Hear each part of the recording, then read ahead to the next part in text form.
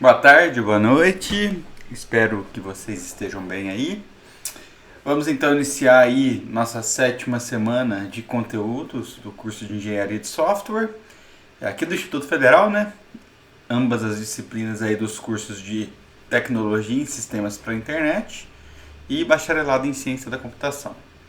Bom, até agora nós focamos principalmente nas nossas últimas aulas em cima de processos de desenvolvimento prescritivos, né? Processos de desenvolvimento tradicionais. Varremos por vários desses processos, com focos ali nos clássicos, os evolucionários, e finalizamos ali a discussão com o RUP. E aí tivemos uma discussão mais aprofundada do RUP, tanto quanto até o workflow de trabalho dele, né? Os artefatos que são produzidos por quais papéis, e tivemos uma aula específica dos papéis ali para a gente entender o que está rolando. Agora a gente começa a precisar aprofundar e a navegar em cada uma das grandes atividades que a gente tem dentro dos processos tradicionais e que de certa forma impacta também nos processos ágeis que a gente vai estar vendo mais à frente. Então a aula de hoje ela tem um contexto focado principalmente ali na disciplina de requisitos, independente do processo. Então é um parênteses que eu abro no curso de Engenharia de Software para que a gente consiga aprender e a entender e a extrair, a reduzir escopo do que nós vamos trabalhar no desenvolvimento de software, qual que é o problema que nós iremos resolver, qual que é o nosso objetivo consequentemente a isso. Então essa aula ela chama aí enunciado do problema, né? A gente vai aprender a enunciar problemas focados ali no desenvolvimento de software e, de certa forma, a gente chama também isso de heurística da objetivação. Queria fazer uma referência aqui e até um agradecimento ao meu professor, orientador, né, do meu mestrado e doutorado, o professor Adilson Marques da Cunha, que eu, de certa forma, eu sempre friso que esse talvez foi um dos principais ensinamentos que ele passou para mim e eu acredito que para todos os orientados dele, né? Então essas aulas aqui, essa aula especificamente é com base em alguns conteúdos ali que eles nos passou, tá? Então dito isso, eu acredito que é uma aula bem leve, bem tranquila, mas muito importante e queria fazer uma observação que essa heurística você pode aplicar a qualquer coisa, seja o seu TCC, a sua dissertação de mestrado, a sua tese de doutorado. Então, assim, aquela questão da gente ter que definir o objetivo do que nós vamos estar lidando, nós podemos aplicar essa heurística. Então, vide a importância dela. Tanto que a gente vai fazer um exemplo da heurística aplicada a algo genérico, um exemplo até que o meu professor, orientador, ele nos trouxe, e depois a gente vai abordar isso com algo computacional, tudo bem? Bom, então nós vamos fazer uma breve revisão agora no início. Aí nós vamos aprender a heurística da objetivação focando na questão de identificação do problema. A gente precisa identificar os elementos básicos de um problema e depois nós temos que aprender a escrever o problema efetivamente falando, né? O que nós vamos tratar, né? O que nós temos que resolver efetivamente falando. A gente vai aplicar isso daqui num exemplo genérico e vamos aplicar também num exemplo focado no desenvolvimento de software, tá?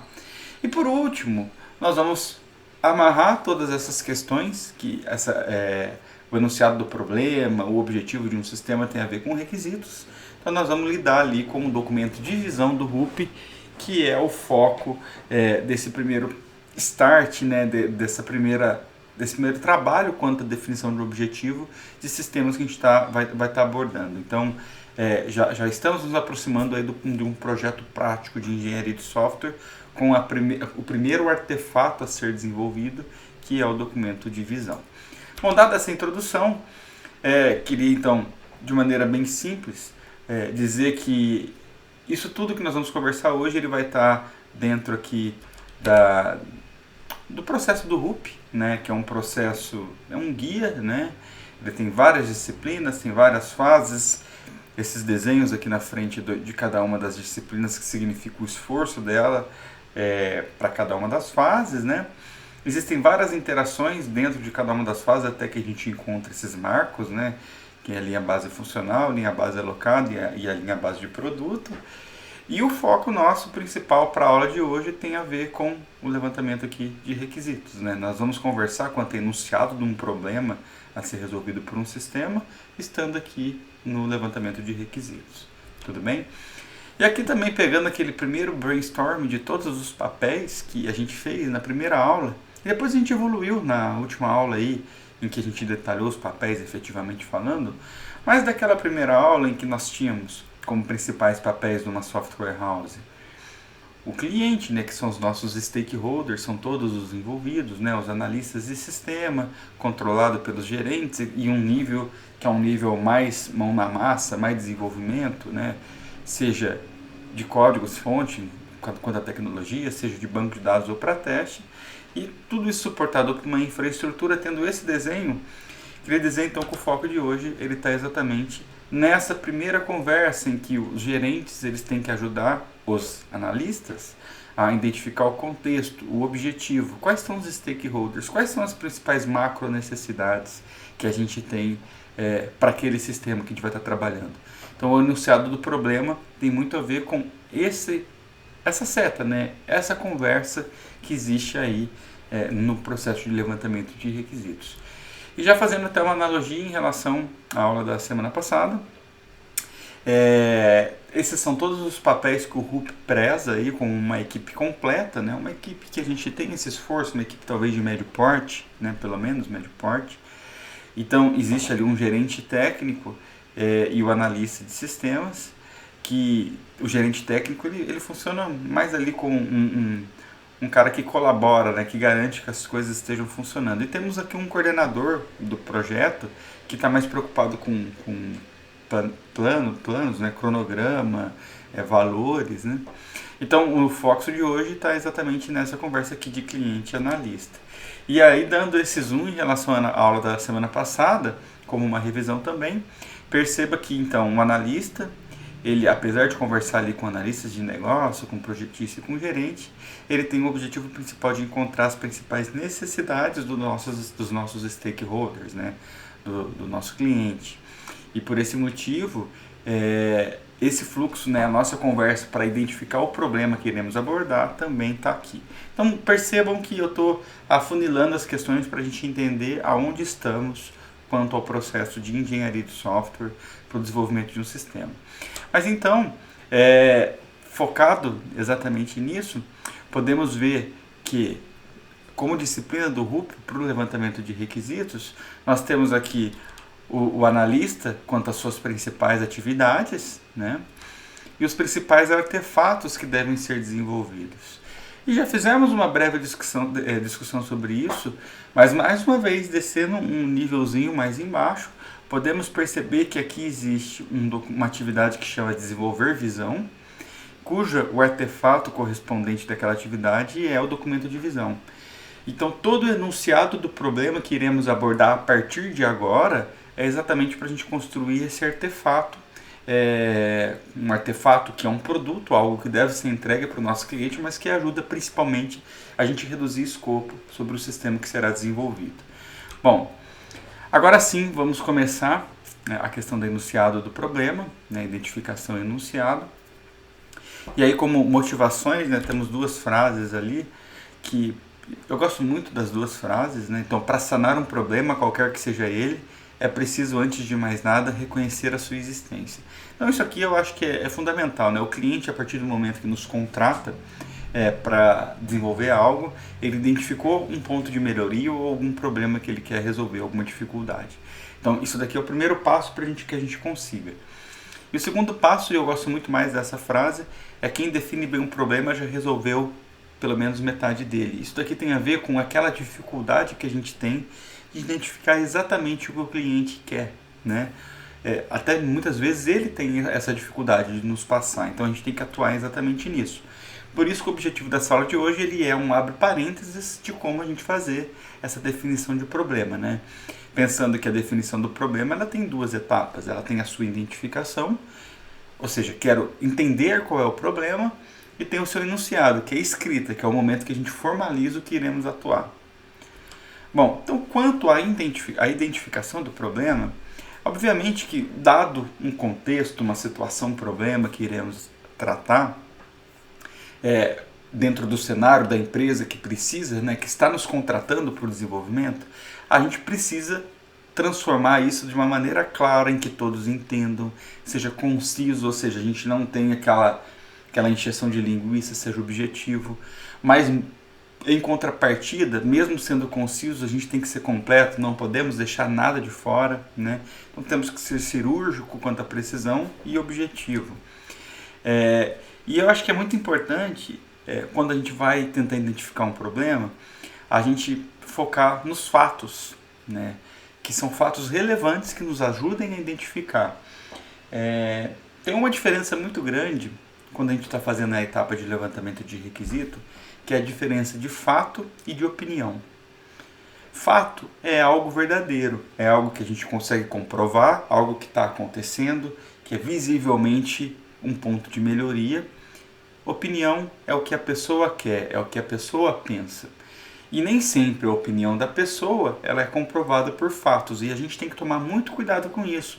Porque se a gente está trabalhando com diversos stakeholders nesse processo de levantamento de requisitos, obviamente a gente vai ter pessoas que pensam diferente, que vão ter opiniões diferentes. E não adianta você falar que vai resolver a opinião de todo mundo, porque muitas vezes essas opiniões podem ser inclusive conflitantes, né? Então o fato da gente tentar colocar todo mundo com calma, conversar e identificar exatamente o que é real, quais são os fatos, o que a gente quer contextualizar. Então, por isso que quando a gente vai estar identificando esse problema, nós devemos deixar opiniões de lado, devemos focar apenas nos fatos, né? Bom, então, quanto à definição do problema, né, pensando aí na identificação e no enunciado, foco agora em identificação, é muito importante vocês terem em mente que todo problema, obrigatoriamente, tem 4 elementos essenciais. E a gente precisa entender quais são esses elementos, o que eles são e qual é a relação disso. Vou abrir parênteses mais uma vez. Quando vocês forem escrever objetivos do TCC de vocês, tentem identificar esses 4 elementos, porque toda pesquisa atua em cima de um problema, de uma dificuldade ou de um ponto de melhoria. Então, por isso que toda pesquisa também tem esses 4 elementos principais, né? Então, pensando nisso, os 4 elementos essenciais são efeitos adversos, causa, tarefa e propósito. Efeito adverso, geralmente, é o que nós estamos vendo, é o que a gente está visualizando como uma consequência de algo que precisa ser melhorado. E essa consequência muitas vezes está sendo provocada por alguma outra coisa. Então, a causa é o que ocasiona os efeitos adversos. Então, por exemplo, o aumento do calor tem a ver com a destruição da camada de ozônio. Mas por que a gente está tendo esse aumento de calor e da destruição da camada de ozônio? Porque a galera está usando muito aerosóis, enfim, está tendo muito problema aí ambiental. Então essa é a diferença entre efeito adverso e causa, né? E é muito importante identificarmos as diferenças entre efeitos adversos e causa. Porque quando nós vamos trabalhar em cima para resolver o problema, nós vamos trabalhar em cima da consequência ou do que está causando aquela consequência. Nós temos que trabalhar em cima do que está causando, da causa. Por isso que a tarefa, dado um problema, a nossa ação, o que iremos fazer, então a nossa atividade, a nossa tarefa, ela tem que trabalhar, ela tem que remover a causa. E o propósito, o porquê estamos fazendo algo, então toda tarefa visa um propósito, o propósito é exatamente reduzir, né, trabalhar, remover os efeitos adversos. Então, pensando nessa questão aí da camada de ozônio, para de certa forma a gente tentar controlar essa destruição, a gente pode o quê? Qual é a causa? A causa é o fato da galera estar usando muitos produtos aí que interferem diretamente aí na camada. Então a gente tem que trabalhar com políticas de conscientização. E essas políticas de conscientização do uso desses produtos estão atuando exatamente no uso deles. O que vai visar, consequentemente, a gente, uma vez conscientizados, né, a gente vai, de certa forma, poder ajudar aí na redução desse problema ambiental quanto à camada de ozônio. Perceberam a relação desses itens? E quando a gente identifica todos esses 4 elementos, de certa forma, a gente acabou de entender todo o contexto do nosso problema, a nossa situação, problema, está muito bem entendida, mas principalmente o nosso enunciado do problema, porque todo enunciado de problema, toda redução de escopo, iremos atuar exatamente nisso, o problema é exatamente esse, ele é tarefa mais propósito. Então eu sempre falo, você tem um problema, você tem um desenvolvimento de um software, esse desenvolvimento desse software ele tem que ser feito alguma coisa para algum propósito. Aí sim nós temos um bom enunciado de problema que de certa forma é o nosso objetivo. Tudo bem? Então essa é a principal relação desses 4 elementos. Mas, peraí, existe alguma forma que pode nos ajudar, né, a identificar cada um desses elementos essenciais? Tem. Então, para identificar efeitos adversos dentro de um contexto, a gente tem que responder a pergunta: o que está errado? O que eu estou vendo que está errado? Qual que é a consequência? O que está rolando? Né? Então, efeitos adversos é o que eu vejo. Na verdade, é o resultado de alguma coisa que está errado efetivamente, mas é o que a gente visivelmente está olhando, está observando. Então, o que está errado? O que eu quero resolver? O que está errado? Isso é efeito adverso. A causa, a gente já tem que responder para identificar as causas que ajudam a gente a que de certa forma provocam aqueles efeitos adversos. Nós temos que responder por que está errado. Por que aquilo está acontecendo? Então, por que eu tenho aqueles efeitos adversos? Já que a causa provoca os efeitos adversos. Então, a gente vê uma relação muito direta entre efeito adverso e causa.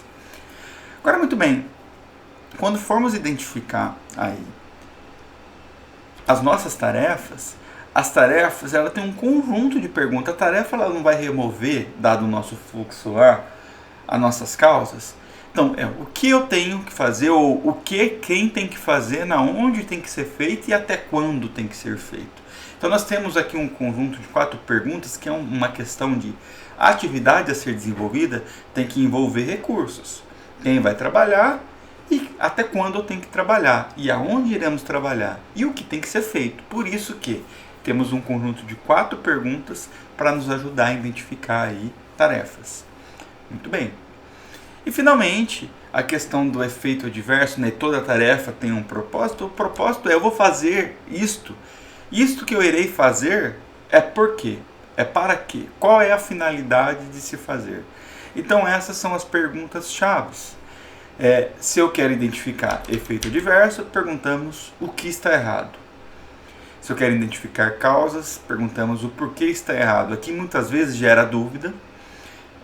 Se é uma causa ou se é um efeito adverso, e a gente tem que tentar identificar a correlação dos nossos elementos. Para identificar tarefas, temos que perguntar o que, quem, onde e quando se deseja fazer alguma coisa, o que eu tenho que fazer, ou o que quem tem que fazer, onde fazer, até quando, e finalmente para qual propósito, a fim de quê. Então, para identificar propósitos, temos a pergunta do para quê. Muito bem.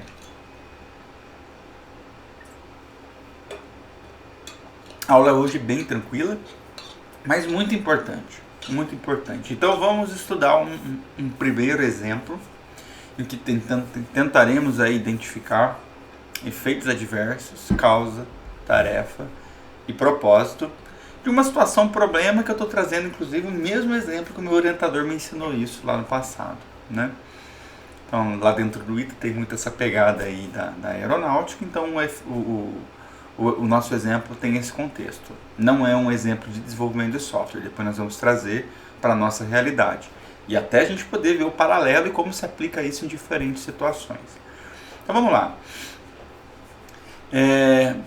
Exemplo, então vou ler aqui o que está rolando, né? A Esquadrilha Águia de demonstração aérea não tem tido boas apresentações nas competições em que participa. O comandante da esquadrilha detectou que este fato é devido aos novos pilotos, que não são proficientes em acrobacias, na formação para 4 aviões. Eles são bons pilotos, mas para fazer acrobacias na formação com 4 aviões, eles não têm proficiência, eles têm dificuldade. Ele determinou aos seus assessores que elaborassem a definição do problema e ajudassem a escolher uma alternativa de solução, que pudesse ser implantada ainda este ano. Muito bem. Então a nossa pergunta para identificar efeito adverso é: o que está errado? O que está errado? O que está errado aqui, o que é visível, né, que é consequência de tudo, é que a esquadrilha ela não tem tido boas apresentações. Isso daqui nas competições que participam. Isso é o que está errado. Agora, por que eles não estão tendo boas apresentações? Qual é a causa? Por que eles não estão tendo boas apresentações? Bom, eles não têm tido boa apresentação por quê? Porque os novos pilotos não são proficientes em acrobacias na formação de 4 aviões. Muito bem. Então, a gente acabou de identificar o que está errado, que é o efeito adverso. Olha lá, a esquadrilha não tem realizado boas apresentações. O porquê está errado, então os novos pilotos não são proficientes em acrobacias na formação para 4 aviões. E agora a nossa tarefa. A nossa tarefa, a gente com base nos efeitos adversos e causas, que aqui no caso é um só para cada, a gente tem que, eu tenho que responder o que eu tenho que fazer, o que quem tem que fazer, até quando e onde. Bom, então eu estou entendendo que a tarefa, pelo nosso fluxo, a tarefa tem que remover causa. Então na hora que nós formos escrevermos a tarefa, nós temos que olhar a causa. Então os novos pilotos não são proficientes. Então o que a gente tem que fazer? Vamos treinar eles. Vamos treinar eles para que eles melhorem, certo? Então nós vamos treinar quem? Os novos pilotos no quê? Na acrobacia com formação em 4 aviões. Para quando? Para esse ano. Que é o pedido que o cara fez para o assessor dele. Então, capacitar, né, treinar em voos acrobáticos na formação de 4 aviões, os novos pilotos da Esquadrilha Águia ainda esse ano. Lá, quem, onde? Então, respondemos todas as perguntas relacionadas à tarefa. E agora o propósito, a pergunta é para quê? A fim de quê? E a fim de quê é com base no efeito adverso. É a fim de que a gente melhore as apresentações nas competições que participa, né? Então, para quê? A fim de que a esquadrilha faça boas apresentações nas competições que participa. Excelente! Então, acabamos de identificar os 4 elementos fundamentais no enunciado de um problema. Agora eu sei o que eu tenho que fazer, com qual propósito eu tenho que fazer aquilo, dado todo um contexto que nos ajuda, que isso aqui só foi possível ser identificado a partir do momento que identificamos o efeito adverso e a causa, né? Muito bem. Agora, nós fizemos a primeira parte da definição do problema, que era a identificação dele. Agora, precisamos aprender a enunciar aquele problema, a escrever, a reduzir escopo, a falar exatamente o que tem que ser feito. E aí já digo para vocês, todo enunciado de problema é uma tarefa com um propósito. Então, enunciar um problema é enunciar ali o nosso objetivo, é falar qual que é o objetivo nosso. Então, nós temos que escrever de maneira conjunta, tarefa mais propósito. Mas existem 3 formas diferentes de se fazer isso. Então, vamos ver. Vamos escrever as 3 formas. A afirmativa é mais fácil. Capacitar os novos pilotos da Esquadrilha Águia em voos acrobáticos na formação de 4 aviões, ainda este ano. Tarefa. A fim de que a referida esquadrilha faça boas apresentações nas competições em que participe. Excelente! Quando a gente escreve na forma afirmativa, simplesmente unindo os dois, nós já temos conhecimento daquele problema. Aquele problema a gente já sabe o que tem que ser feito e a gente está apresentando para os demais. Nós estamos efetivamente reduzindo o escopo. Agora podemos escrever na forma interrogativa. Como capacitar os novos pilotos da Esquadrilha Águia em voos acrobáticos na formação de 4 aviões, ainda este ano, a fim de que a referida esquadrilha faça boas apresentações nas competições em que participa? O como virou pergunta. E a resposta para essa pergunta, de certa forma, é o que a gente tem que fazer para resolver aquele problema. Então, muitas vezes a gente usa a forma interrogativa no sentido de questionar: será que é esse mesmo problema que eu estou definindo? A resposta disso é o que eu preciso? Então agora a gente tem o problema e podemos escrever na forma afirmativa. E muitas vezes os coaches aí, né, o pessoal que é contratado para auxiliar as empresas ali, os consultores, eles fazem essas perguntas interrogativas para vender o produto. Você sabe como fazer isso? Não sabe? Então eu sei. Me contrata que eu te ajudo. Né? Então tem essa questão também. E a forma negativa A gente tem que negar aquela primeira frase, né? Então, os novos pilotos da Esquadrilha Águia não possuem capacitação em voos acrobáticos na formação de 4 aviões, impedindo que a referida esquadrilha faça boas apresentações nas competições em que participa. Então, isso daqui, ela tem uma característica muito parecida ali com a característica da afirmativa, né? Nós acabamos de identificar, o pessoal não tem, mas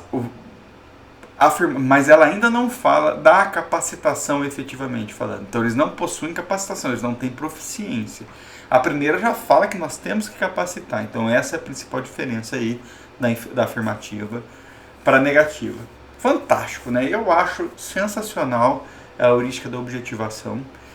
Isso me ajuda para a vida. Todo aluno orientado meu, eu ensino que todo objetivo tem tarefa mais propósito, e a gente tem que escrever isso dessa forma, porque isso nos ajuda a vislumbrar e identificar o que nós iremos atuar ali como pesquisa, né? E acabamos de ver um problema real, um problema que aí pode nos deparar em qualquer empresa que não é para desenvolvimento. Agora vamos ver um problema focado no desenvolvimento de software, então vocês me permitam ler isso, né? Mas foi algo que eu construí aqui para tentar ilustrar isso aqui sendo aplicado a esse cenário de levantamento de requisitos. Como que a gente pode usar esse enunciado do problema? Como que podemos utilizar essa heurística da objetivação para nos ajudar a identificar o objetivo do sistema que a gente quer, né? Então vamos lá. Vou beber uma água aqui de novo.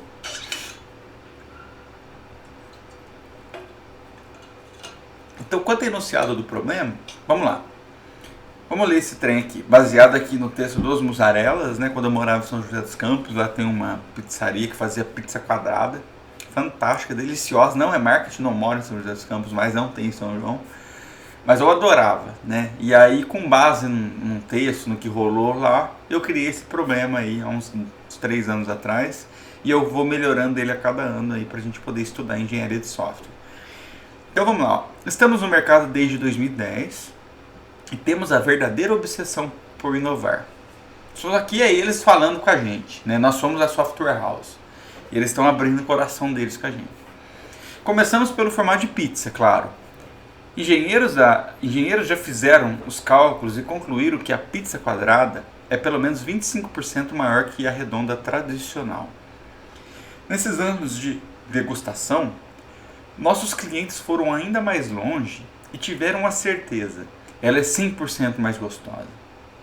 Montamos lojas em locais estratégicos da cidade para atender com agilidade e rapidez. Mas, voltando à nossa obsessão, depois de criar promoções e sabores diferenciados, estamos com uma proposta para inovar mais uma vez e revolucionar a maneira de se pedir pizza com pedidos online, principalmente para auxiliar no aumento da lucratividade da empresa, uma vez que não houve crescimento do lucro nos últimos 3 anos, possivelmente pela ausência da participação da empresa no nicho de vendas online. Isso porque, pela internet, você pode escolher sabores, tamanhos, adicionais, bordas e ainda acumular pontos para ganhar prêmios. Tudo para atender o desejo do nosso consumidor. Tudo com a comunidade sem sair de casa, né? Usando lá o smartphone, internet, no computador. Para isso, precisamos contratar uma empresa para desenvolver um sistema até metade de 2021 para todo o público da cidade de São João da Boa Vista. Aí estou fazendo as adaptações, né? Cidade do interior do estado de São Paulo, com aproximadamente 90 mil habitantes, disponibilizando vendas na internet por smartphones e na web. Então temos aqui algo relacionado a híbrido, né? Precisamos trabalhar com várias plataformas. O mercado está tendencioso para esta cidade, pois foi operacionalizada a proposta da Prefeitura de disponibilizar internet sem fio para toda a cidade desde meados de 2016. Estou vendendo o peixe da Prefeitura. Se é verdade ou não, não quero saber. O que viabilizaria muito a venda de pizzas pela internet. Para permitir a contratação da empresa, temos que elaborar bem o enunciado do problema que será resolvido. Então, podemos aplicar agora a heurística da objetivação. Vou dar um tempo aí para vocês pensarem, né? Nesse primeiro momento aqui, contextualizar um pouquinho da história da empresa, do diferencial deles quanto a ser pizza quadrada, que é maior, né? Tá falando agora de um desejo de entrar para a internet, mas tem justificativa do porquê entrar para a internet, né?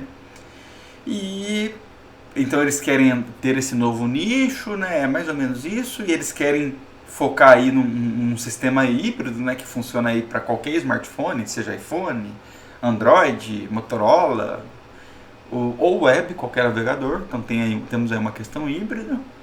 Então temos que trabalhar aqui nesse enunciado do problema. Então, efeito adverso, o que está errado?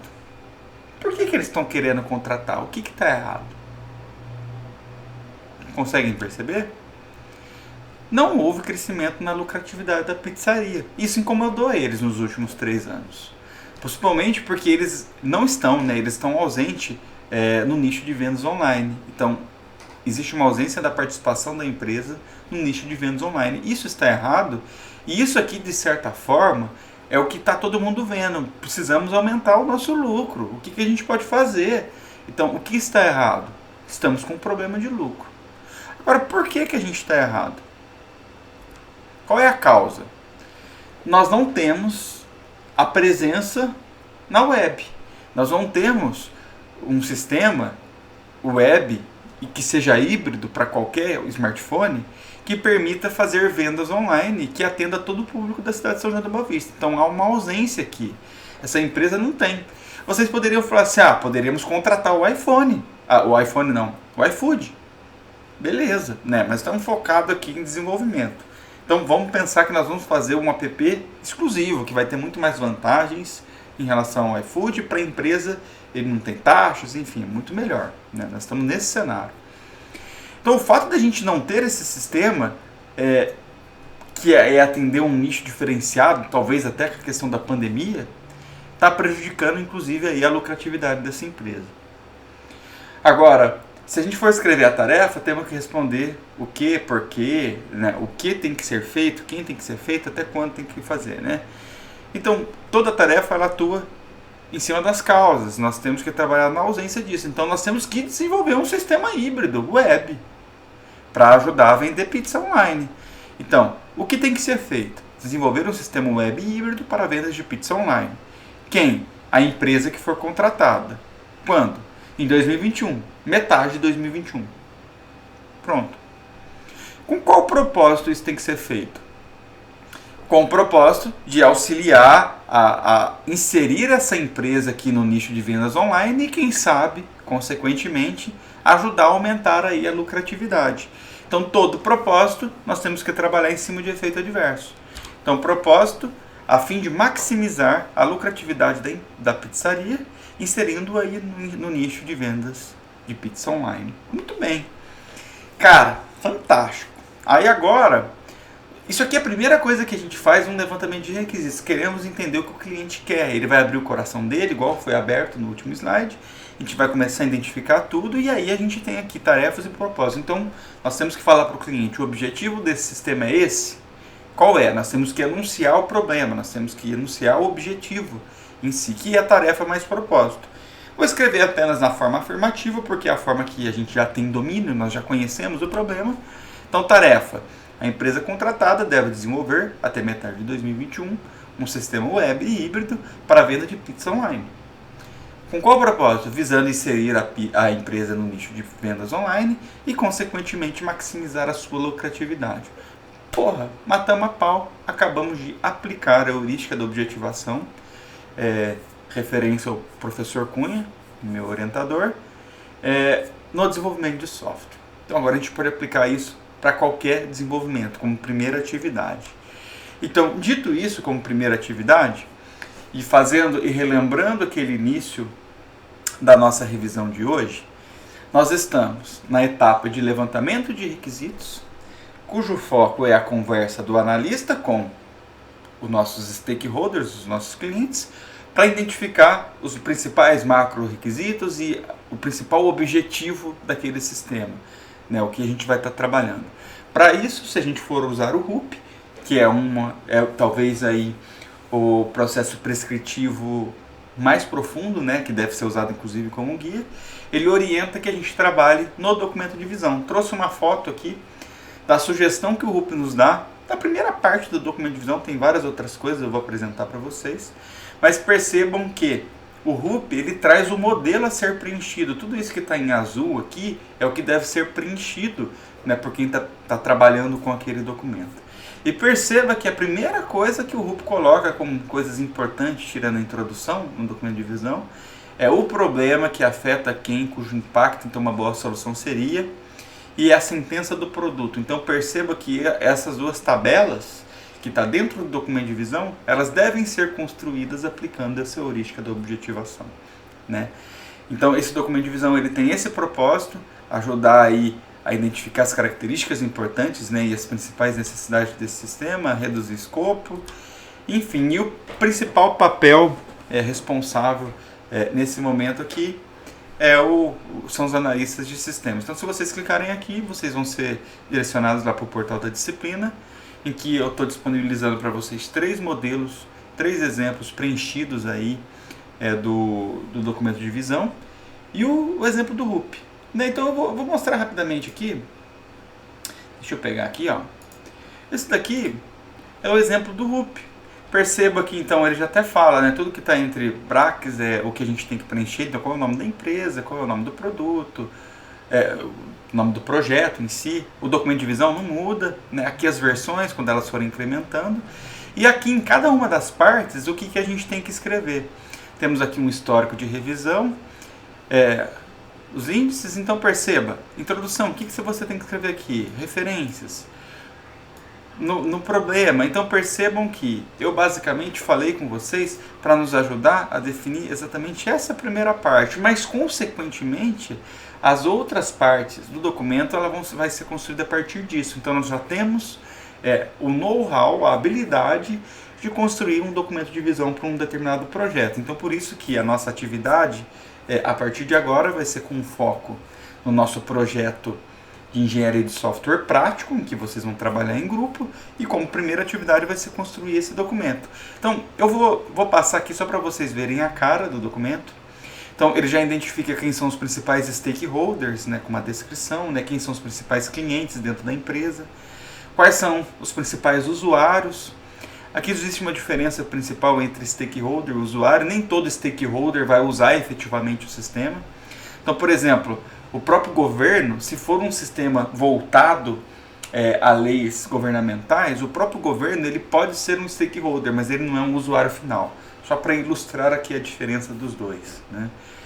Aí, quanto a ambientes, quais são as principais necessidades que a gente enxerga para aquele problema que foi descrito lá em cima, e que a gente vai colocar prioridade, preocupação, se existe solução ou não, né? Visão do produto, enfim. Então esse aqui é um exemplo. Vou trazer um exemplo preenchido de uma turma de engenharia de software de TSI. É a primeira vez que nós estamos tendo essa disciplina em BCC. E eu peguei um bom documento. Então eu peguei um de 2013, percebam. Ele está até um pouquinho desatualizado, mas para vocês usarem ali como fonte de consulta para construir o de vocês. Eu acho ótimo isso daqui. Eles criaram um problema, dado alguns requisitos, como a gente está fazendo esse ano. Então percebam que eles foram preenchendo e notem que posicionamento, descrição do produto, isso daqui foi tudo efetivamente feito. Tá vendo? Está dentro do problema. Então percebam que para esse caso aqui eles vão desenvolver um sistema para gerenciamento e boa administração da pouca renda da população haitiana. Eles criaram algo ali para ajudar na questão do controle de rendas. Aqui tem os stakeholders, não, governo, população, quem vai estar desenvolvendo é stakeholder, quem são os usuários, efetivamente falando. Então eles foram criando, e aqui a visão do produto, a perspectiva. Eu costumo dizer que a perspectiva do produto ela é uma foto, uma imagem, como se fosse a capa do livro daquele software que a gente vai estar desenvolvendo.